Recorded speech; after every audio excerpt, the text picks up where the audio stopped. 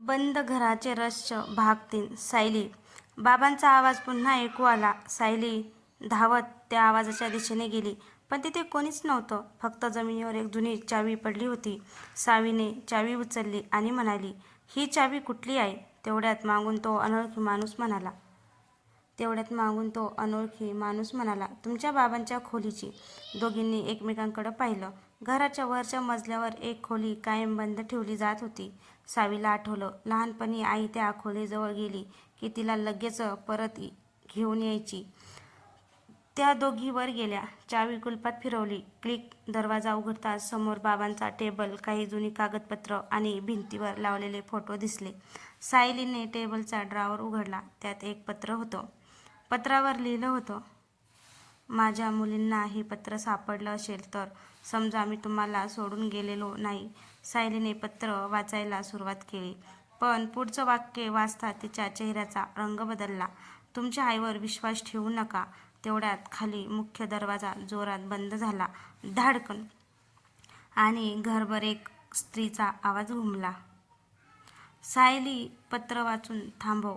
सायलीने घाबरून सावीचा हात पकडला, कारण तो आवाज त्यांच्या आईचा होता. आईचा आवाज ऐकताच सायली आणि सावी खाली धावल्या. दारात त्यांची आई उभी होती. तिच्या चेहऱ्यावर भीती स्पष्ट दिसत होती. सायलीने रागाने विचारलं, आई, बाबाचं काय झालं आणि समीर कुठे आहे? आई काही क्षण शांत राहिली. मग ती हळू आवाजात म्हणाली, तुम्हाला जे दिसतंय ते सगळं खरं नाही. सायलीने बाबाचं पत्र तिच्यासमोर धरलं. मग हे काय आहे? आईच्या डोळ्यात पाणी आलं. तुमच्या बाबांनी ते पत्र लिहिलं होतं, पण ते पूर्ण करू शकले नाहीत. का? आईने घराच्या मागच्या भिंतीकडे पाहिलं, कारण त्या रात्री घरात जे घडलं त्यांचा साक्षीदार समीर होता. सावीने घाबरत विचारलं, समीर जिवंत आहे? आईने मान हलवली. हो, पण तो या घरात नाही. तेवढ्यात वरच्या मजल्यावरून जोरात आवाज आला. धाडकन.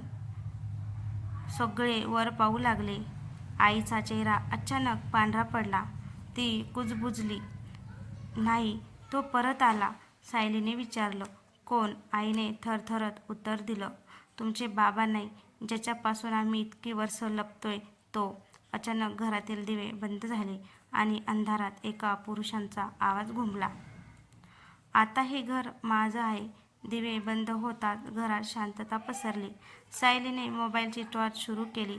तिच्यासमोर आई, सावी आणि तो अनोळखी माणूस उभे होते. अचानक वरच्या मजल्यावरून पावलांचा आवाज आला. ठक ठक ठक. आईने घाबरून सायलीचा हात धरला.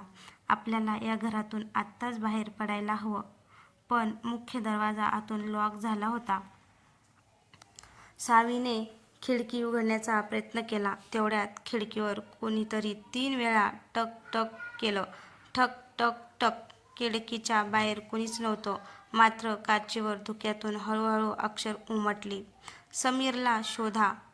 सायलीने आईकडे पाहिलं. आई, आता तरी सगळं खरं सांग. आई काही क्षण शांत राहिली. मग तिने जुन्या कपाटातून एक फोटो काढला. फोटोमध्ये समीर, सायली आणि सावी होते. पण त्यांच्या मागे उभा असलेला माणूस पाहून सायली दचकली. तोच माणूस काही वेळापूर्वी त्यांच्यासोबत उभा होता. सायलीने मागे वळून पाहिलं. तो अनोळखी माणूस गायब झाला होता. आईने कुजबुजत सांगितलं, तो माणूस समीरला शोधत नाहीये, तो समीरला लपवत आहे. तेवढ्यात घराच्या बाहेरून गाडीचा आवाज आला. सायली खिडकीतून पाहते तर एक मुलगा गाडीमधून उतरला.